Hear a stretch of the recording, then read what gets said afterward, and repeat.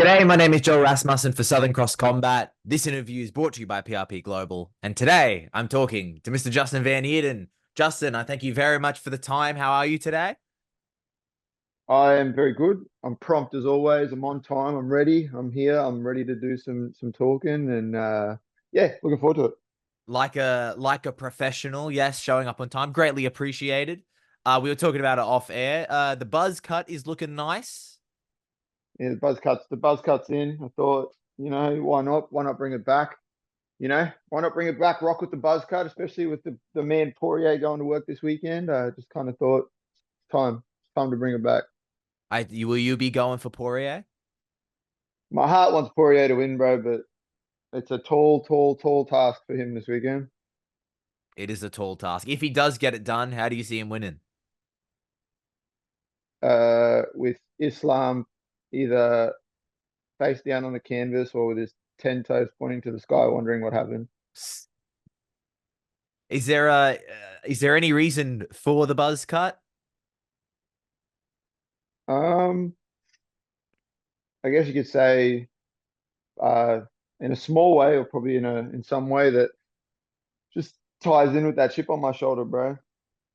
And I'm just ready to lock in and fucking show all these people that I'm not some easy stepping stone fight for anyone. I'm not some easy matchup. I'm the number one fighter in the region for a fucking reason, and they're gonna all see again why that is. Who are these people? All these dudes, bro, all these featherweights they think that I'm some gimme fight that you can just walk through me like it's gonna be some easy fight. Like the last six guys thought that. How'd that go for them? Has anything happened that's made you feel that this is George Mangos's attitude? No, I'm not talking about George Mangos. I'm talking about just the general chat as a whole, like the consensus of all these featherweights. I think I'm some easy layup matchup. If anything, George Mangos is potentially one of the few people that realizes that I'm not, some just gimme fight for anyone. So yeah, I mean, and then that kind of, at least that's sort of the way it's come across uh, to this point. I mean, I'd like to think he doesn't think that, and I mean, for his benefit, I'd like to think he doesn't think that. But if he does, then that's going to benefit me. Has anything happened recently that's made you feel more disrespected by the featherweights in Australia? Oh, it's just no, not really. It's the same story. It's been the same story since I lost to Rod Costa. It's just been the same sort of thing, and it's just yeah, it's cool though. I like it, man. I like having that chip on my shoulder, and I like having the fact like knowing that I'm coming into fights where people are like, oh, this dude's just he doesn't have a chance, or he's not going to win, or whatever. Like I'm like it's cool. I like it. It puts me back in that. It puts me back into a frame of mind that I had leading into all my other fights. Like with the last fight with Barber, like Barber and I have a good sort of relationship. He's a nice dude. He and I, I've seen our first fight. We had a lot of animosity going into that first fight. We fought each other. We squashed that. He and I sort of became like friends after the fact. And so going into that fight with him, I think I touched on this a little bit. There wasn't that, yeah, there wasn't any like it wasn't necessary for me to come in with this like, this energy of like feeling like disrespected or having like this chip on my shoulder because I'd fought the guy. I'd shared 15 minutes with him, and he's a tough dude that accepted a fight with me when my name was sent out to people. So which is funny in of itself and kind of ironic that I'm such an easy fight for all these people apparently, but when my name gets sent out, it's often radio silent. Um, so yeah, so I think yeah, it's put me back in the frame of mind I had going into my other fights. Like I just feel yeah, I just feel like I've got to go out there and once again prove to everyone why I'm in the position that I'm in. We spoke before that fight. That was your first fight in quite a while because whatever sidelined things happened. Um, how is it to be back in this kind of chip on your shoulder mindset after not necessarily being in that mode for so long? Good man, it feels like everything's back to how it should be. Like it feels, yeah, everything just feels like everything's right in the world. That's sort of the feeling that it is right now. Man. I'm hyped up for all my teammates. Everyone's got fights coming up. Everyone's doing stuff. Mina just fought. and put on like a crazy fight, a historic fight to headline a card, like that, and just two of the top female fighters in the region going out there and scrapping like that. And then, I've obviously got all my other teammates who've got fights coming up. Jared's on the same card as me, and there's a lot happening, and it just feels like everything's back to normal, man. Like everything just feels like it's right and where it needs to be. And I feel dangerous. I feel dangerous, and I feel like this is going to be another one of those moments where I show why I'm in the position that I'm in, and I show again why, I'm able to improve and go out there and keep doing these things and putting on performances and capitalizing on these big moments.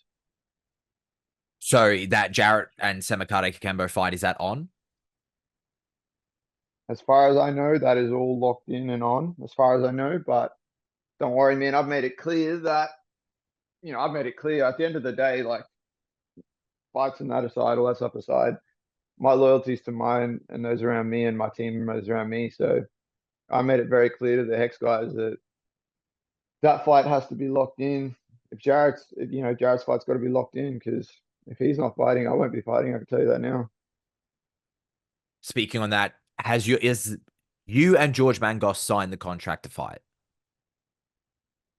Yeah, as far as I know, he signed his contract. I signed my contract, so we're locked in. And as far as I know, Sam and Jarrett are locked in, and Sam just needs to shut the fuck up and do as he's told. So I won't recap the whole roller coaster per se, but it has been a little bit of a roller coaster, and I want to take us back to your and I's post fight interview after your victory at Hex 30. You were Yep. very adamant that you weren't interested in fighting Abdallah Biada. Uh, Nonetheless, not too long later, it was announced that that had been signed. Uh, what made you change your mind and ultimately sign the contract to fight Abdallah?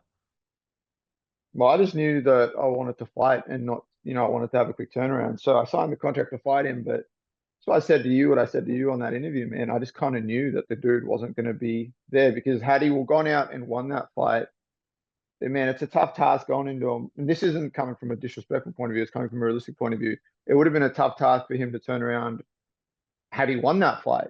It's Muay Thai, man. Like you're kicking, you're elbowing, you're kneeing. Like that takes a toll on the body, on the shins, on everything. Whether you win or not. So it was always going to be a tall task to think that he was going to turn around after a fight like that, and especially fighting in WA, it was like one of the stricter commissions. Man, it was going to be.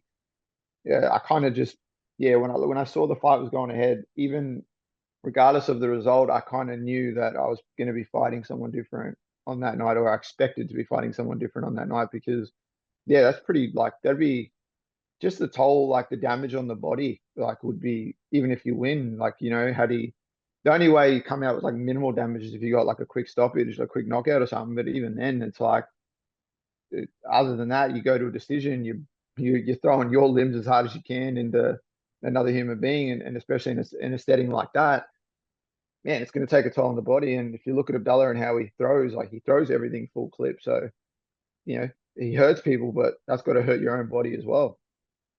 You said there, like, either way that fight went, you didn't think he would end up making the date for 31. Uh, who in your head was there other people? Like, did you begin prepping who will they offer me? No, I just said like try find me. They just said they're going to try find me someone. There was a few people who they approached, but I think, yeah, it was just trying to see, because obviously it's a short notice sort of thing. So I think there's a few factors that it's not a case of. I think a couple of the people that they probably would have that they went to, there was just more of a case of like, is it going to be realistic? Like, are they going to, are you going to be able to make weight?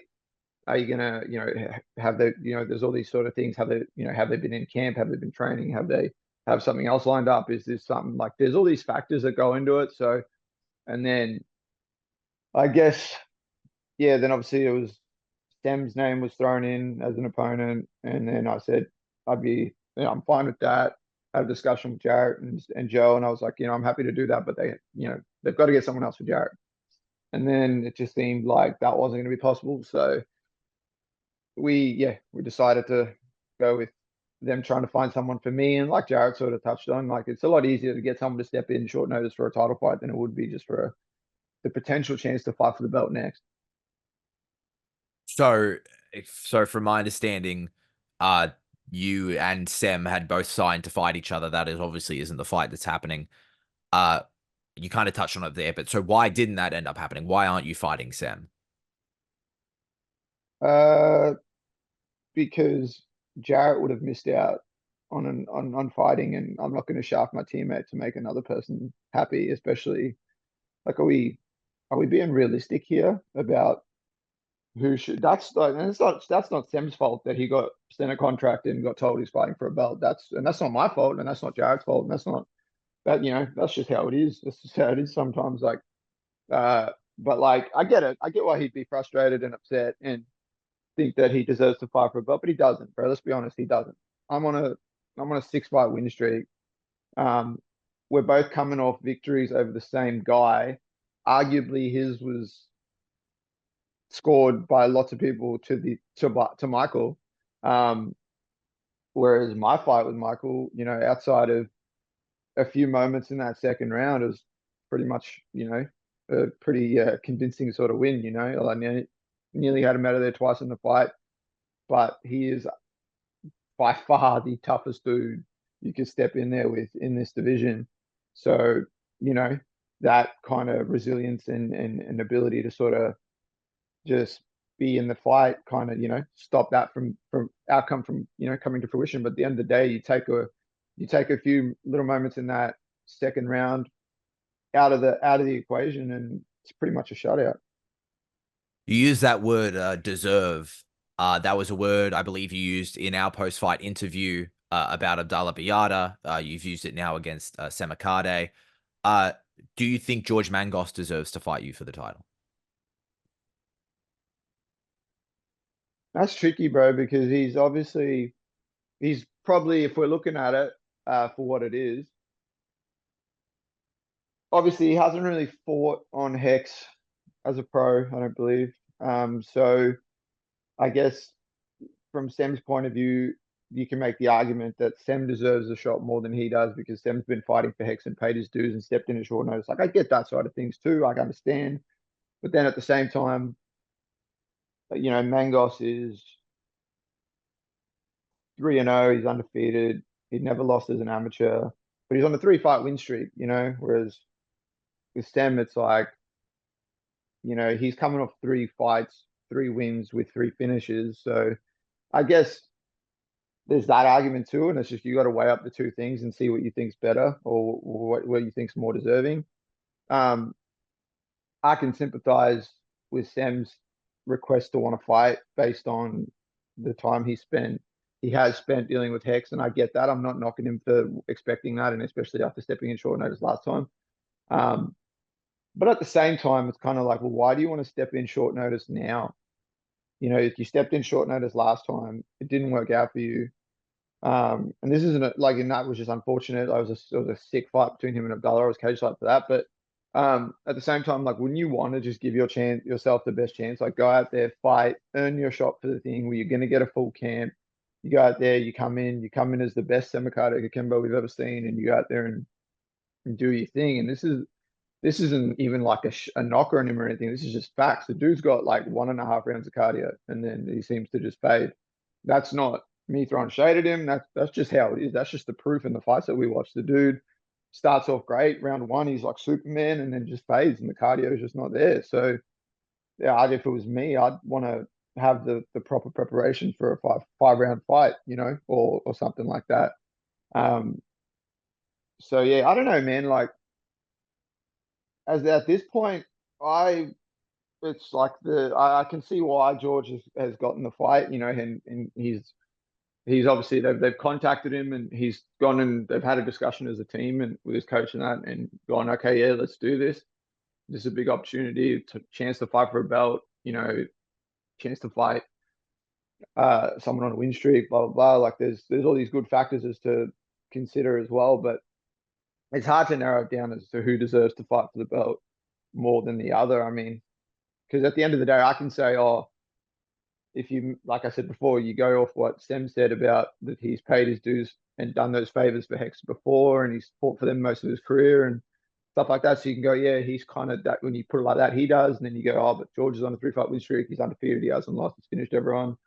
So you're like, oh, maybe that's maybe that's more deserving. And even if I say one deserves it more than the other, like, what do I know? That's just my personal opinion. So, like, I mean, you might have like 15 people that disagree with me. So I don't know. It's hard to tell. It's hard to sort of narrow it down. But I can confidently say that I deserve to be in the position that I'm in. I know that, and that's all I'm focused on. And like I've said before, the belt's irrelevant. Like the belt's just a bonus as part of the situation.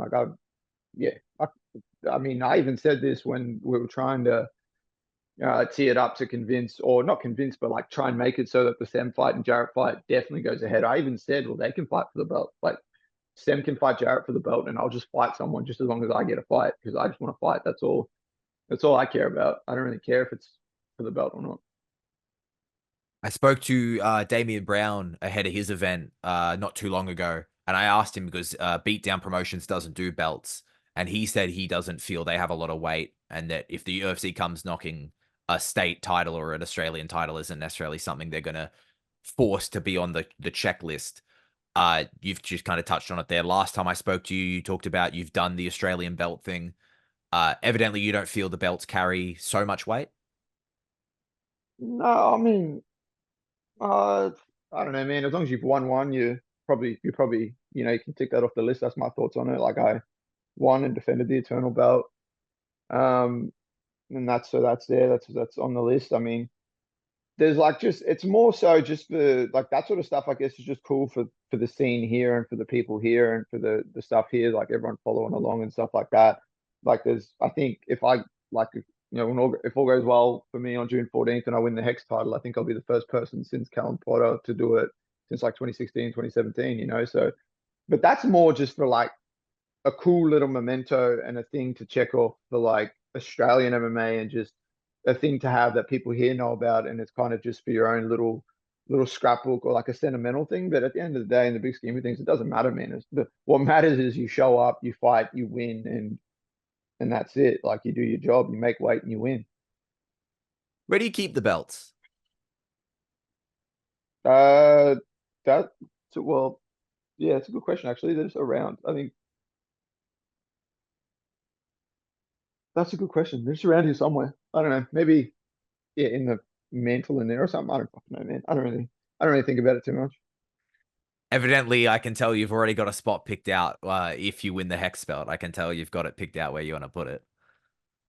Um, well, I think after to be honest, like the hex belt, like I don't know, man. Like it'll probably just go, yeah, probably because I'll probably will do something with them just knowing because it's like a good thing to kind of look back on and just have as a thing. I probably will just, maybe give that to my dad and have him kind of like put it up in the house and stuff and just so that it's like a cool thing that you can show that you can look back on and go, oh yeah, those are ticked off the list. And then if you go on and achieve the ultimate goal of winning a world title, you can do the same thing. You can look at it and go, you did that. Here's where you were in that part of your journey. And now you're here, and now you're here, and you just kind of keep ticking it off like that. But yeah, other than that, no, not really, man. Like it's gonna be like it will be cool to take a photo post June 14th of me, with the Eternal belt and the Hex belt and kind of just for like a little scrapbook moment just to be like, yeah, cool, I won the two major belts in the region. Um, and then that'll be it. But then it's like business as usual. We're just back to the drawing board and back to looking at the next thing. I spoke to Joe Lopez earlier today, and I brought this up with him. Um, Something about you that I think very defining about you is you always speak your mind, you always speak your truth, you always speak what's on or what you think. And you're no stranger to that. But there has been kind of this frenzy over this whole situation. Rumor, this person going here, this fight's canceled. No, it's back on, this and that. How has that been for you to kind of be in the center of that like storm? Yeah, well, that's the thing, man. Like, it's pretty. I said this to the boys at the gym. I never thought me like leaving Eternal to fight a signed a 2 fight deal at Hex would lead to like all this back and forth craziness and stuff and cause this like massive ripple effect where it's just where it's led to these last couple of weeks. And then it just seems like I'm unintentionally like part of everything and part of the whole process. Um and yeah, I mean there's good parts about it in terms of it's created a lot of eyeballs more for Australian MMA as a whole, and it's making people want to like really tune in a bit more. And I guess in a small way that translates to more ticket sales for promotions and stuff like that. And um, it's led to some changes in matchmaking in certain fights and stuff like that. So that's obviously going to bring some new people or a new audience in some ways to those promotions in a sense and stuff like that. But it's also led to some just like pretty crazy, stupid situations and things that just aren't a thing, man. Like if you commit to something, you got to stick to something. You got to see it through. Like that's why when I made this sort of thing to come to Hex, I knew I was going to fight on the New Zealand card, and I knew I was going to turn around to fight on this card, and I committed to that. So, regardless of the opponent, regardless of who it was, regardless of anything, I knew that I was going to do that, and I was going to stick to that because that's just what you do. And even now, in the same sense, like I'm still going to do that as long as my boxes are ticked off, which is that my teammate needed to be looked after and needed to be on the card and needed to still have a fight because that's where my loyalties lie, and that's the one thing I wanted. But in terms of all this other stuff, man, like it shouldn't be something that people see and go, oh, like these young up and coming guys that are making their pro debuts or early on in their pro career or uh, stuff like that, like or the next generation coming up, like amateur fighters that are building themselves up, and they're looking at some of these guys and being like it shouldn't set an example in a sense like that where it makes it cool to kind of think, oh, no, I'll just sign a fight and then if I'm not happy, I'll just hit up another promotion and I'll just jump ship and I couldn't really care less about what happens as a result of that. Um, and I know it's all cool when it works out and people still get fights and if they find a replacement and there's all those factors that go into it. But I just think like you know, fuck, I'd hate to agree with this cunt bro because he's a flop, but Khan Offley actually said something in an interview that he did with Fightwave where he said, at the end of the day, the people that are like booked to fight just need to shut up and fight each other. And that's just how it should be. If you're signed to fight someone, shut up and fight them. Like, and then, whatever you guys do and promote and sell the fight and, you focus on each other and blah, blah, blah. Everyone else can just like mind their business and that's it, man.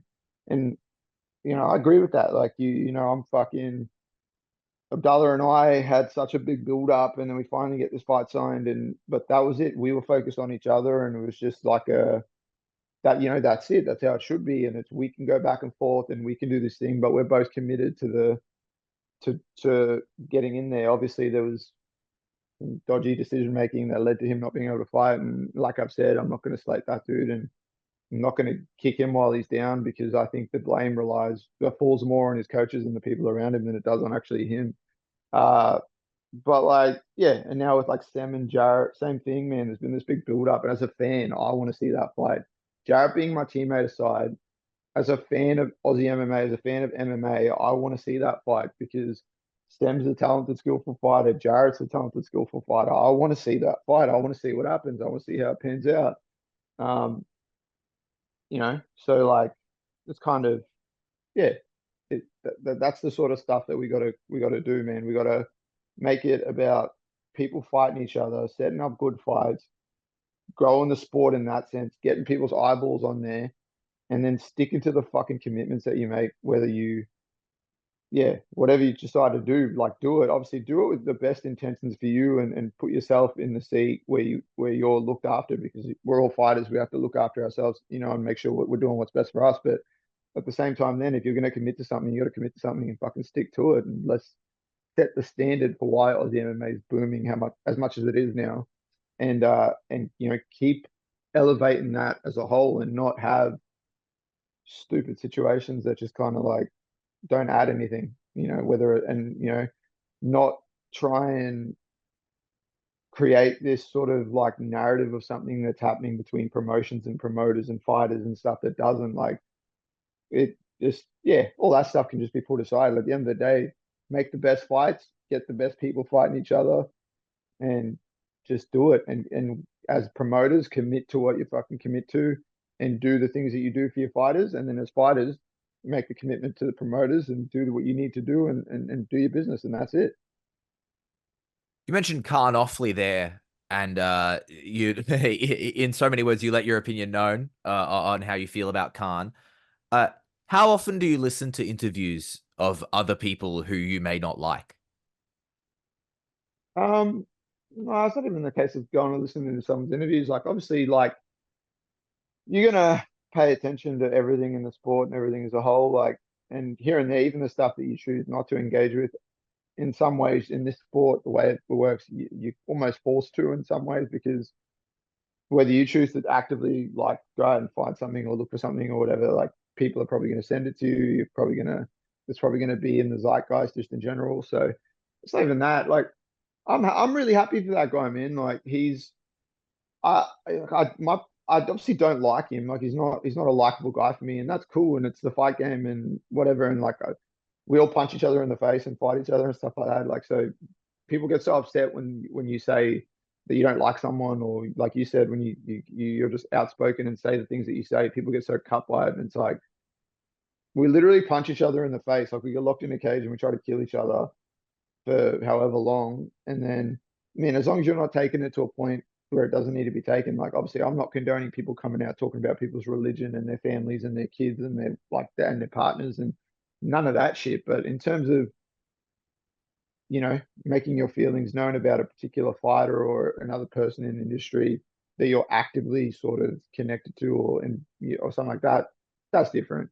But no, man, like I'm happy for that guy though, man. I really hope, obviously, the tough thing's going to start premiere, like the premiere that's going to be soon or whatever, man. I really hope that dude took advantage of that opportunity and I hope it went well. Obviously, everyone's gonna watch and find out, but like I hope it went well for him, because obviously, just because I dislike the dude doesn't mean that I don't want to see him do well if he's been given the opportunity to compete on the world stage or whatever. Like, I wish him the best, and I hope that he goes out there and does that tremendously well and represents our country and this place tremendously well and shows that level of the sport that we're at here and how it keeps booming and increasing. I hope that he shows that can translate to the world stage like all these other fighters have, like Casey O'Neill, uh, my teammates, my teammate Amina going overseas fighting in UAE, Justin Austin going to Octagon fighting, Lisa Kiriakou going to road to UFC, like Jack Della, Jack Jenkins,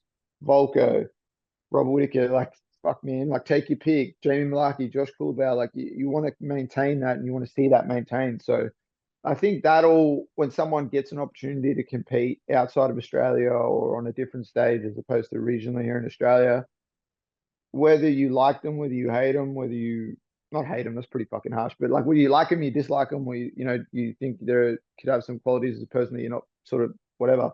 That aside, you still want to look at them and go, fuck yeah, go out there and represent Australia and do what you do.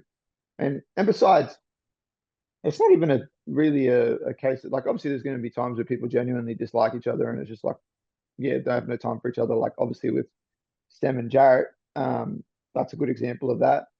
Uh, yeah, but at the end of the day, it gets to a certain point where regionally, that's a regional thing, and then that kind of fades away. Like I get it's the same now. Like that's what I mean. Like obviously, I'm not very fond of Khan, but I still want to see the guy go out and do well and represent Australia well and represent uh the Australian MMA scene in a major way on the world stage. And if he's got an opportunity to do that, I hope it went really well for him. That doesn't matter. That doesn't mean I have to like the dude or be friendly with him or anything like that. Like there's just yeah, you can have both at once. I think people seem to think that you have to like to support someone, you have to like them. That's fucking not the case. Like you don't have to like someone as a person to support them in what they do.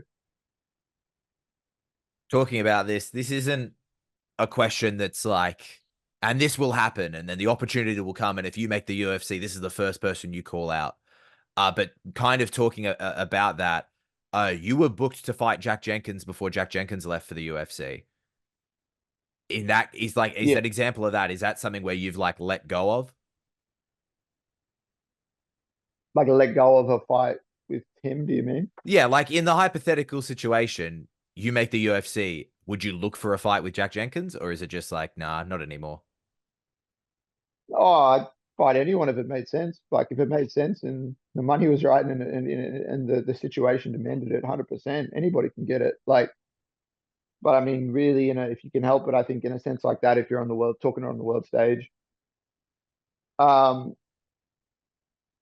you'd probably prefer to have a fight like that where it was for a reason. Like we're talking, like say you're in the top 10 or maybe you're in the top five. You're fight, like you're number five, they're number three. You're trying to get to the belt. They're trying to get to the belt. You guys got to fight each other to be the number one contender, or even for the belt, or something like that. You prefer that because just generally, like I said, man, you want to see everyone that's on the world stage representing this region do well. So if you don't have to stomp on their dreams to make your own ones happen, like that's obviously preferred. But at the end of the day, bro, we're all doing this for the reasons that we're doing it. And anyone can get it if the money's right, bro. Anyone can get it. My grandma can get it if the money's right. You've spoken a lot about that kind of loyalty to teammates and making sure they're taken care of. Before I ask this next question, I want to establish this first. After you versus Seb was off, did you know that they were trying to get Mangos, or was it just a contract got sent to you and it had his name on it? Uh, there was a couple of names that they were flicking to us, and we just said, yeah, whoever, like as long as whatever can happen. And then I think that was the thing. But then I thought, based on me talking to just trying to figure out what was going to happen because obviously he was booked in for that Grand Prix, and I wasn't sure how how mm, that was and how exclusive that made him for the period of that, or whatever the case was, or is that null and void because his opponent pulled out and then he had to sign for another fight, or I don't, so that was all those questions. So, but I knew that his name was in the discussion as well, so it was kind of like we'll just see what happens, and uh, yeah. So then obviously I guess they must have figured it out, and that's kind of yeah what kind of came to. I think they obviously made an offer and they've accepted it on their end, and that's kind of just how it sort of came together, I guess. So in that case, it's not direct and it's not even really indirect. However, a teammate of yours is in that tournament, Seb Saleh, on the other side of the bracket. So in theory, maybe could have been an opponent for George Mangos.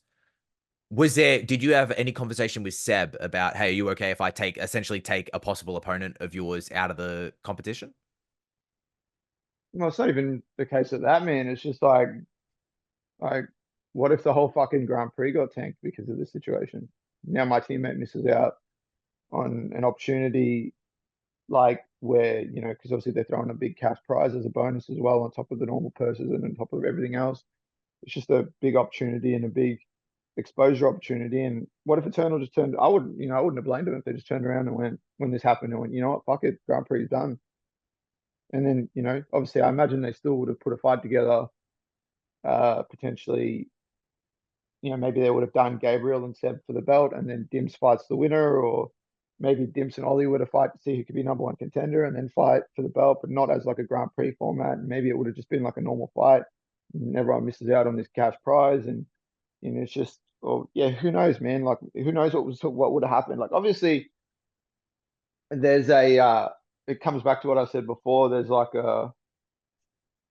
there's like that thing of like you kind of like you commit to something, you got to kind of see it through. But I'm not going to knock the dude for taking an opportunity to fight directly for a belt. And I imagine that his team and that would have made sure that the offer that they got offered from Hex, or financially, I'm imagining they would have been happy with what they got and stuff like that. So yeah, people got to do what they got to do, but we got to hold. Everyone's going to hold themselves to their own sort of standard. But I know for a fact that this whole situation has kind of left the other dudes. I imagine it's left a sour taste in some of the other dudes in the Grand Prix's mouth because it's kind of like a disrespectful kind of thing, man. Like you're bailing out of that and potentially putting the whole thing at risk.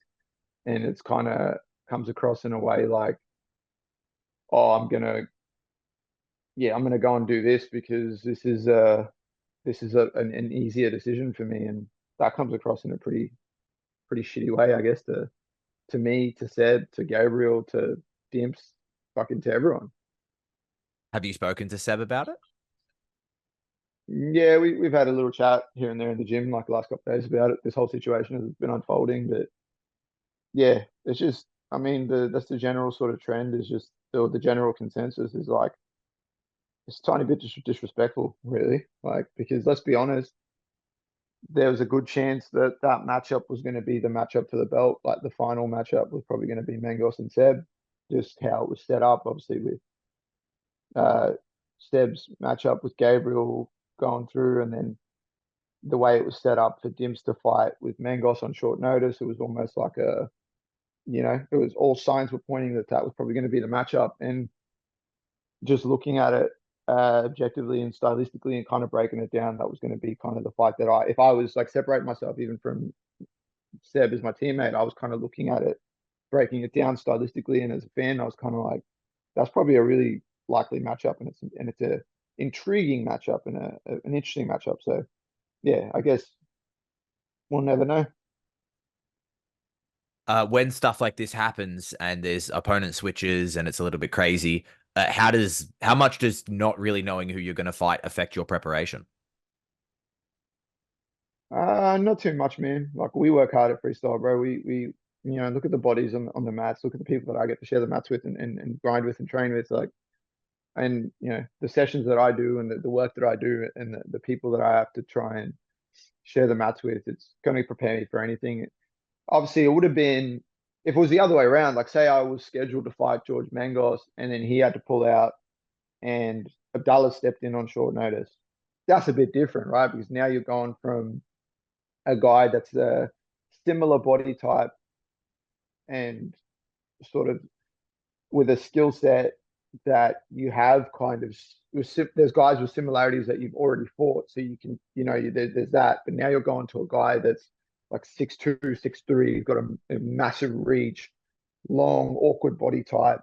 And on short notice, that'd be a bit different, obviously, because that's kind of a curveball. Um, or even yeah, there's like that'd be a sort of harder thing to kind of just sit there and go, okay, shit, we got to like switch things up a bit. I'm fighting like it's a completely different thing. Whereas going from Abdullah not being able to fight and then George coming in on short notice, talented dude, dangerous dude, very skillful.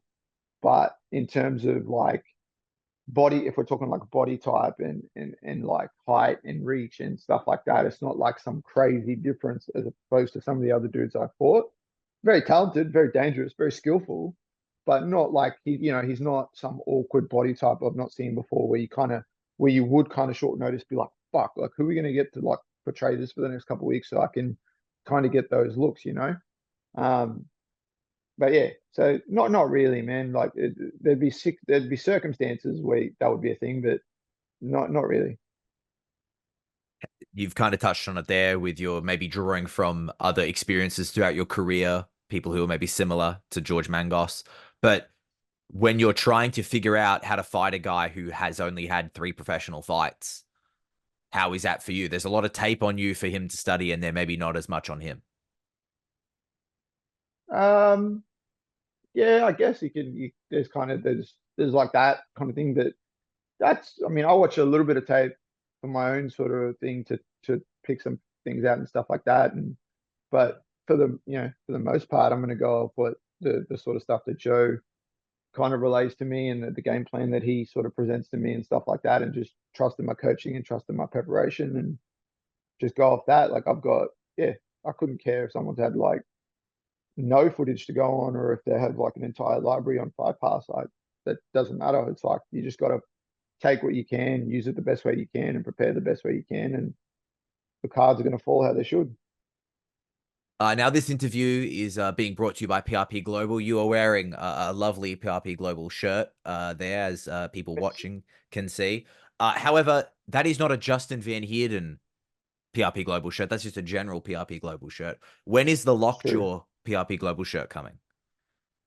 Yeah, it's in the pipeline, obviously, with the way things have worked out, because I obviously signed with PRP, uh, and that became a reality and a thing, like very in sort of the like right before my fight with Barber. So they're obviously it left a very short window to try and organize something like that and put something like that together. And then obviously now with the quick turnaround, it's kind of like I didn't want to just rush to get something like that done up just for the sake of it. I want to keep it to the same, like even with something simple as getting a shirt made and doing stuff like, or anything merchandise or anything like that made. I kind of want to do that and have it to the same way that I do everything else, man. And so there's definitely it's in the pipeline, and hopefully after this fight, obviously there's going to be some time between this and my next fight, I'd imagine, based on we'll just have to see what happens. Obviously, even if we're talking about fighting on the next show, defending a belt, I think Hex's next show after this is September, so it gives you some time to kind of figure some shit out.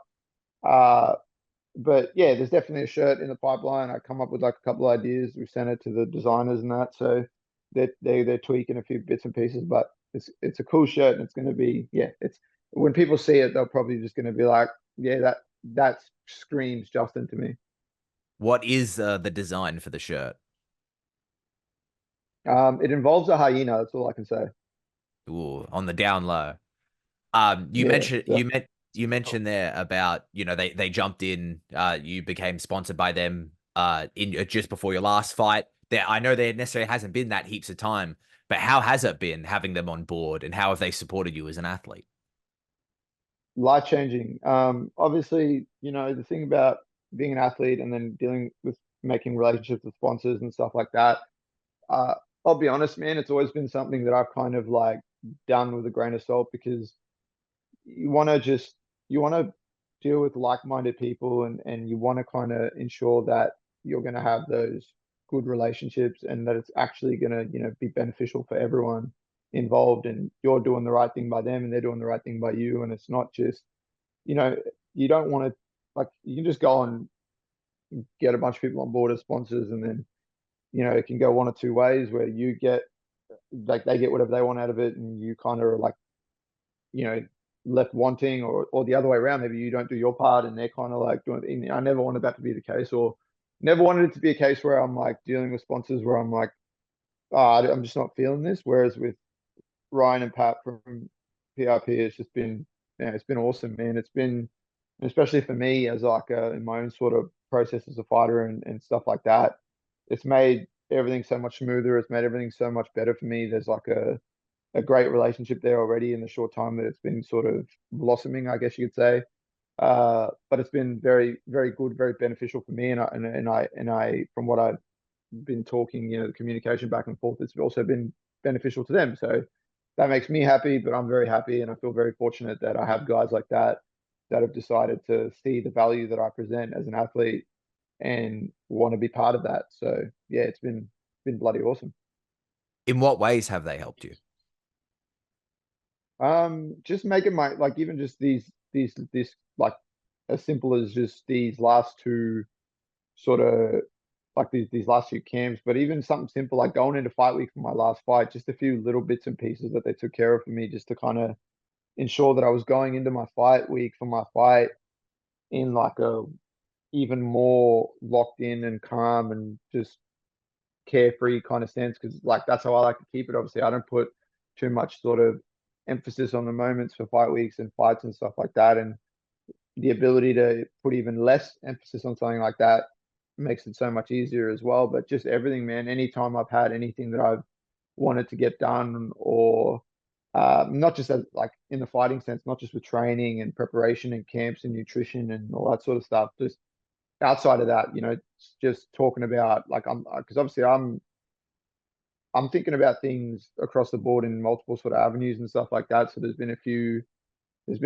things that the boys have been able to assist me with outside of fighting that's going to benefit me moving forward and benefit me and mine. So stuff like that, man. It's across the board. It's not just a relationship of just like a sponsor and an athlete. There's like it's also kind of like a business connection and uh, an opportunity to sort of network and reinvest into other avenues as well, not just as a sponsor investing into me as a fighter, and then me as a fighter being a good investment for those sponsors. How did this kind of like relationship start? Well, obviously, the team from PRP is obviously they were connected with obviously Colby and Amina and Seb already, and they'd had that kind of going there.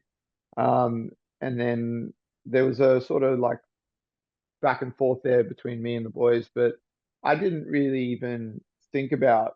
I wasn't even like sort of approaching anything with getting them on as a sponsor or anything like that. They were just cool guys who just seemed like you know nice, genuine dudes. And from what I could see with Seb and Colby and Amina, were just genuine guys doing what they doing what they say they're going to do, and just with the good intentions. And they're just fans of the sport too, so I was kind of like just chopping up with them, talking about fights and just just general sort of stuff like that. And then it became a discussion of like, hey, well, we want you to come on board.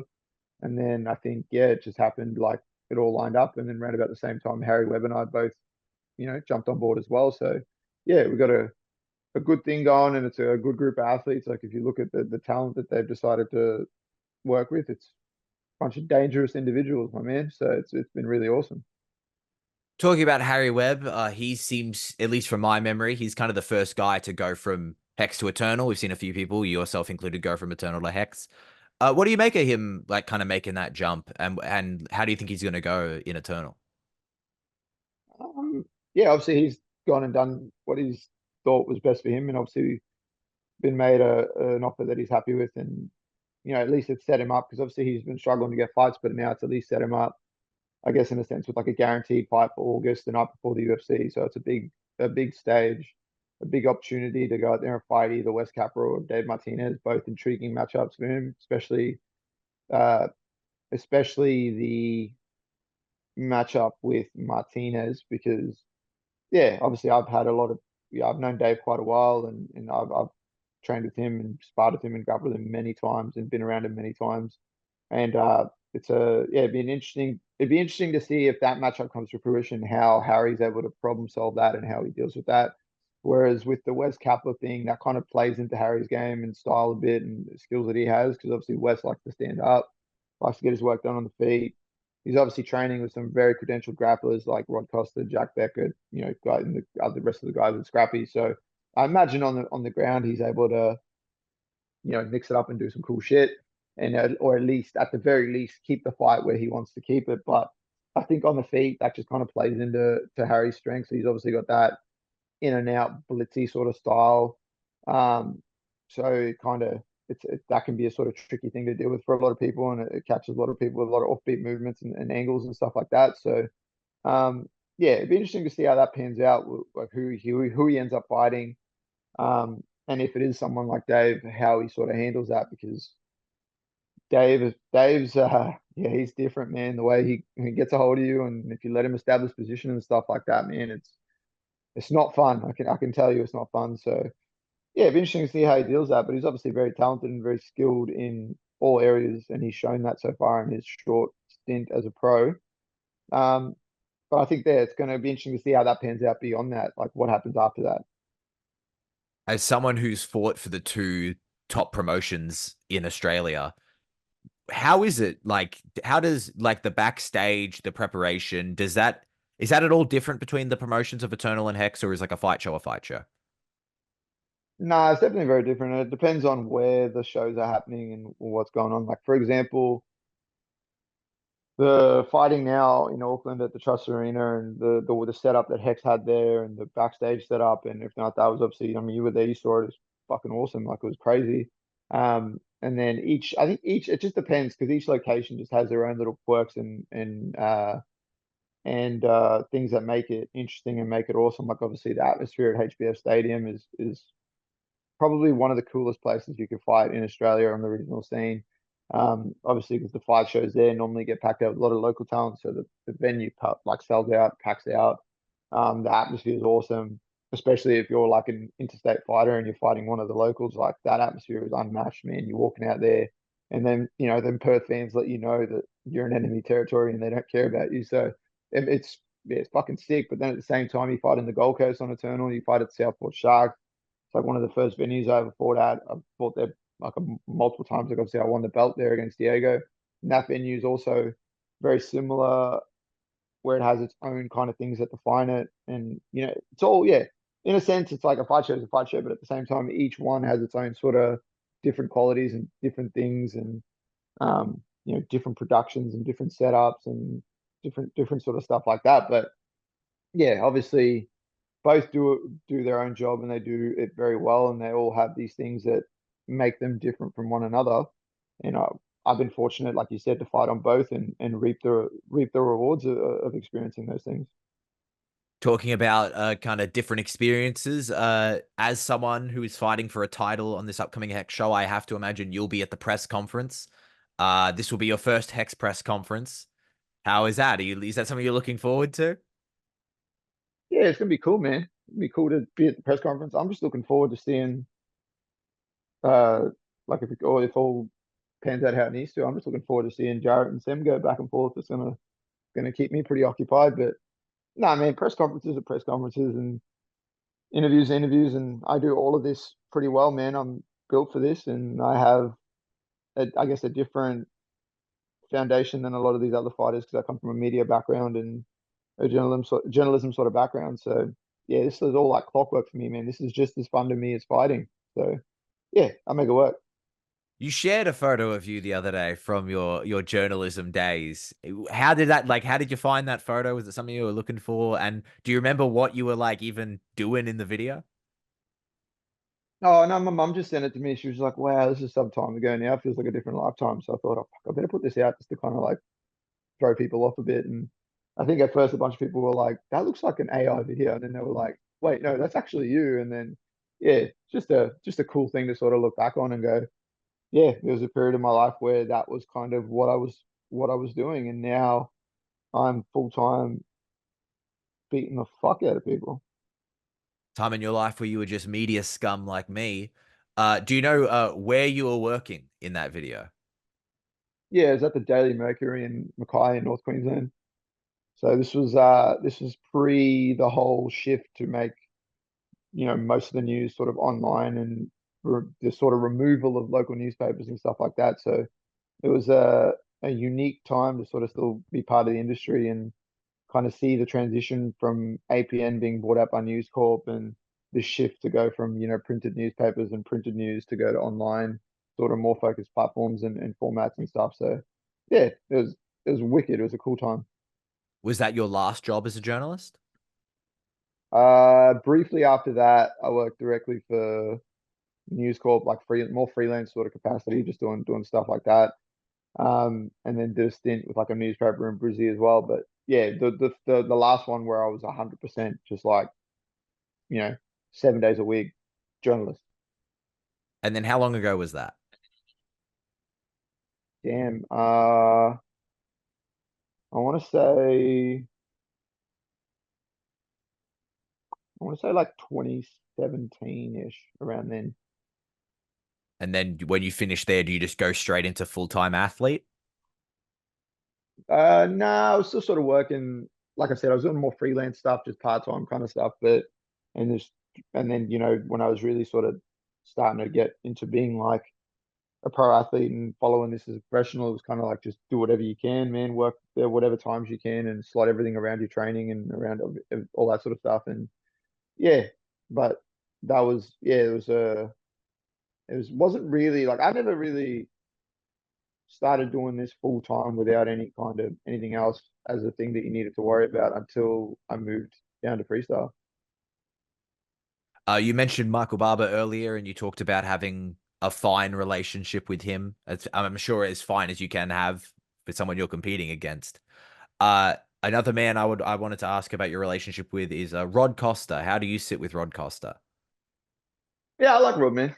Rod and I obviously we fought twice and yeah, we got in there and got it done. Same thing. There's no like there was never even yeah, he's another one. There was never any animosity going into the fight. It's just two guys that wanted to get in there and compete. And yeah, it's that competitive sort of rivalry type thing where we fought the first time, he got me, and I was like, fuck, that's one that I want to get back.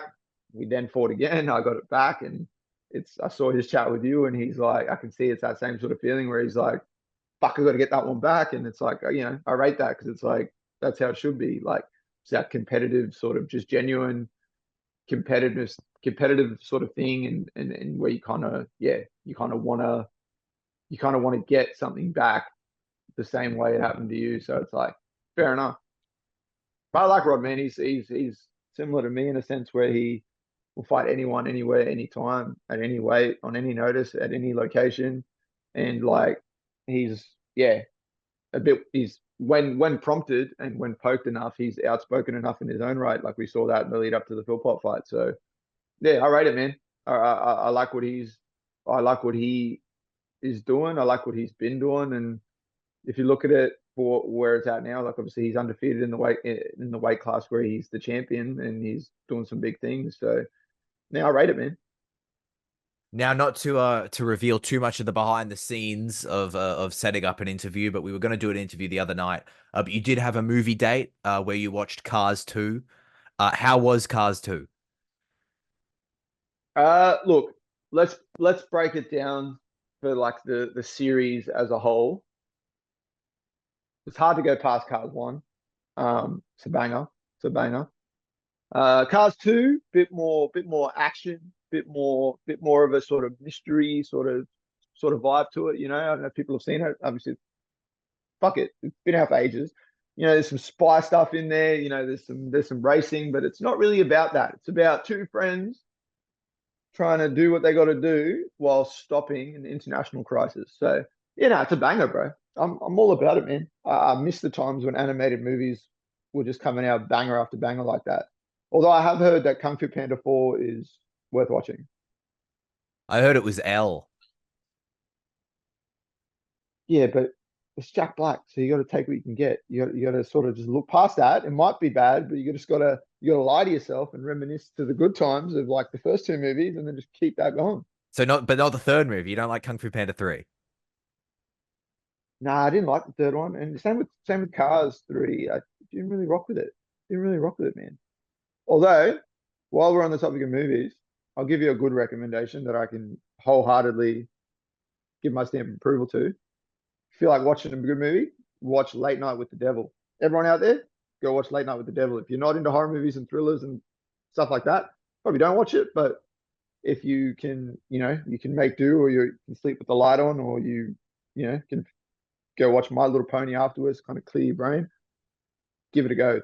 It's very good. I'm terrible with horror movies, so I may be sleeping with the light on, but I will give that a watch. Is that in the cinemas or is that on the old streaming service? It's on one of the old streaming services. Like, for the life of me now, I can't remember which one, but it's on one of them. It's on one of them bad boys. You watched, if I'm not mistaken, Actually, pardon? oh, it might be Netflix actually. Yeah, now that I think about it. If I'm Hmm. not mistaken, you watched Cars 2 with your daughter. How did she enjoy Cars 2? Oh, bro, good. It's like a given, right? Like fucking animated movies, little kids Pretty goes scary. hand in hand. They're Yeah, pulling guns on each other, dude. I was scared of Cars 2. It came out when I was like 13 and I was scared. yeah. Nah, there's bangers like that, man. Any sort of, I mean, I still feel stoked as shit when I watch animated movies. Like seeing that there's a few that they're sort of revisiting, or that they're new ones that they're sort of doing takes on, and I'm like, man, I still get the same kick out of watching them. You've talked a lot about your teammates and looking out for them. If you were Lightning McQueen, who is your tomater? Fuck, that's whoa, damn, that's a hard one because now I got to like sharp someone to fucking damn. If we're going off recency bias based on a few things and some some bonding experiences that happened in the hotel room in New Zealand, we've got to go with Colby Thickness. I was gonna say Colby. That He was the guy who came over with you. Yeah, so Colby, yeah, Colby looked after me in New Zealand. Colby will look after anyone if they need him to. So yeah, no, obviously, yeah, Colby. I gotta go, yeah, maybe Colby, maybe. But at the same time, he goes out of his way to make my life living hell inside that gym, that freestyle. So I mean, everyone does. We all do with each other, but the Colby, it just burns that bit more when that beautiful man is making your life shit on the mats. You guys did get the separate hotel room, the separate hotel from everyone. We were all in the fighter hotel, and you went off to your own little place. So I think that's a pretty good pick. I'd have to assume. Yeah, yeah. Well, man, you got to do what you got to do, bro. We have to go out there and make sure we tick all the boxes and do the right things and get it done. And that's what we keep doing. That's why everything keeps trending the way it does. I don't remember if I asked you in the post fight or not. I may have. I'll ask you again. How was he cornering you? Cornering you? Oh, awesome, bro. Like, obviously, when we have situations like that where we have like multiple fighters fighting on different promotions at the same time, we got to, as a team, Joe's going to allocate who he thinks is best suited for certain things, and it all kind of stems from there. But having Colby there, it's the first time he's cornered me for one of my fights. But yeah, it was wicked. It was wicked, man. It was good job. He's very knowledgeable, bro. For someone who's only had the amount of pro fights he's had and stuff, but he's been around the sport since he was like a kid, bro. So he's very knowledgeable, and he's obviously uh, have a pretty crazy example of that he's following from like Joe and Alex and stuff, and seeing what they do as coaches, and he's the stuff that he does. So it was cool, man. And even like the referee for my fight, he came up to us out the back after the fight and kind of touched on the how good that was, like the cornering from Colby, and then my ability to communicate back with him, and just the kind of the stuff that's there. But that just comes from the how we do stuff at freestyle, and how how connected everyone is together, and how we're in the trenches together, and and we're just, obviously, it all comes back from the top of the ladder all the way down, and it's all led and set up by Joe. So that's kind of how it works and how it should be. I asked Joe about making the choice of New Zealand and Bali, and he was like, "Sunny Bali compared to rainy New Zealand. I'm picking Bali every time." It's something I've never thought to ask a fighter before. Do you practice cornering people? Um, well, obviously, there's like when we're doing these some harder sessions that we do, like our meat grinders and our spiders, or when we're sparring and stuff like that. Obviously, we're constantly, especially as pros, we're constantly like yelling out stuff to each other. We're kind of, in a sense, yeah, loosely cornering each other every time in those sort of situations. When I talk about like when we're in the trenches, when shit's like as hard as possible, like yeah, we're always doing that for each other. So um, and then obviously, Joe's there, like giving us those, like giving us those solid sort of directives and things in those moments as well. But at the same time, you have your teammates kind of doing a similar thing, and stuff like that. And yeah, so in a way, yeah. And I think all us pros too, we've all been around the sport enough now that that kind of just goes hand in hand. Obviously, there's uh there's going to be, like, it's a circumstance thing, right? You might have people who can just be in the corner, who are just great in the corner, and it just comes naturally, and it translates the same as what it would fighter to fighter or whatever. But then there's obviously going to be like certain relationships that kind of translate a bit better. So obviously, like uh Amina fought Jacinta, and she had Tara and Seb and Joe in a corner, and that was the best kind of suiting thing for her, and it put her in that best mindset, and kind of made her feel comfortable and locked in. And it just kind of, yeah, it's got to find what works, but and then we all have the ability to do what's necessary for whoever is up next, or whoever needs anything that they need. So yeah, it's good. And now this is a follow up from our last interview. How is Halo Lasso going? Yeah, so look, I'll be honest.